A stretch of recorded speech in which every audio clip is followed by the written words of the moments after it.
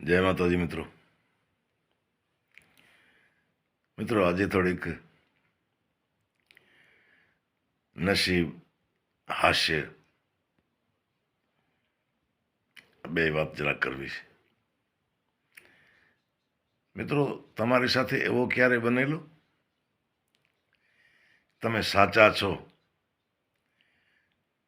પણ પુરાવા બધા તમારા વિરુદ્ધ છે તમને ખોટા સાબિત કરવા માટે? મારી સાથે આવો બનેલો, પણ એમાંથી ભગવાને મને પછી ઉગારી તો લીધો. મિત્રો, આ 10-12 વર્ષ પહેલાની વાત છે. હું જે કોન્ટ્રાક્ટર પાસે નોકરી કરતો, એની ગાડી ચલાવતો, એ તો બહુ મોટા મોટા કામ રાખે.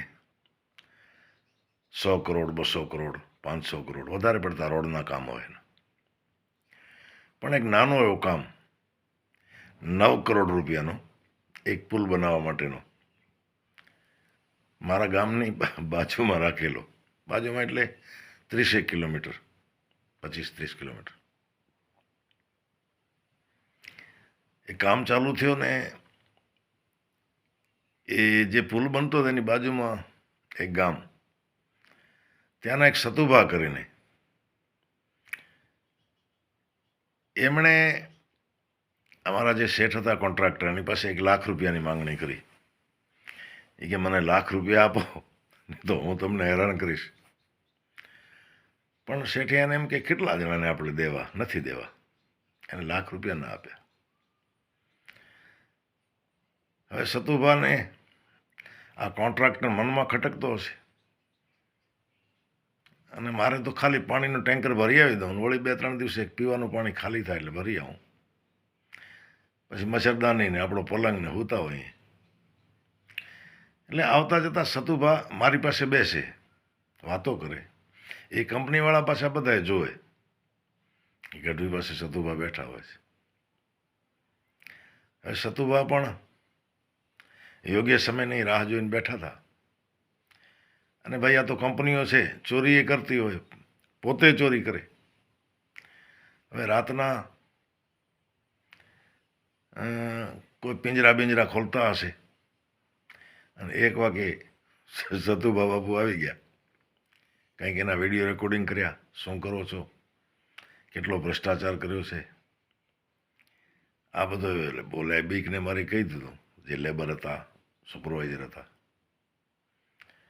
આ બધું રેકોર્ડિંગ કરીને બાપુ તો નીકળી ગયા. હું તો મારા ખાટલે સૂતો હતો. હાજે મારા કને આવ્યા હતા અને સુપરવાઇઝરોએ તરત જ શેઠને ફોન કર્યો કે આવું બન્યું. શેઠે આવ્યો, સતુભાથી સંપર્ક કર્યો અને કીધું બાપુ પતાવટ કરી.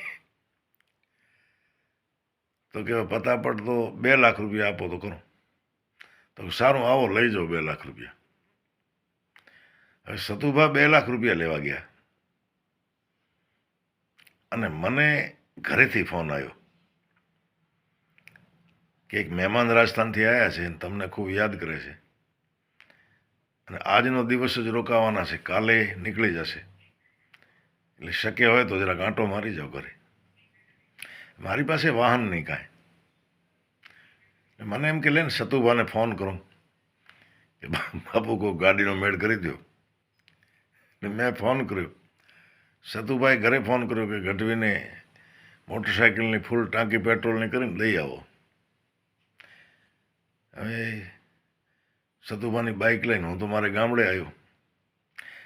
આ બાજુ જે શેઠિયા હતા એમણે સતુભાને 2 લાખ રૂપિયા દઈને સીધા સાઈડ ઉપર આવ્યા.